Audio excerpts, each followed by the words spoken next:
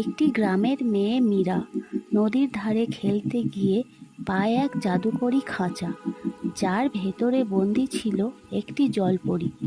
জলপরী অনুরোধ করে, আমাকে মুক্ত করো, কিন্তু মনে রেখো, তিনটি ধাঁধার উত্তর না দিতে পারলে আমিও হারিয়ে যাব, আর তুমি চিরকাল এখানে আটকে থাকবে। মীরা সাহস করে ধাঁধা সমাধান শুরু করে। প্রথম ধাঁধাটির উত্তর ছিল একটি গাছের মধ্যে আলো। দ্বিতীয় ধাঁধাটি ছিল একটি জাদুকরি আয়না।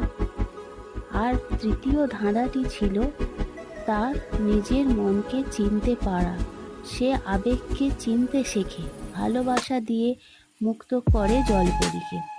শেষমেশ জলপরী তাকে উপহার দেয় এক জাদুর মুক্তো, যা তার জীবনে সাহস ও আলো জ্বালিয়ে রাখবে।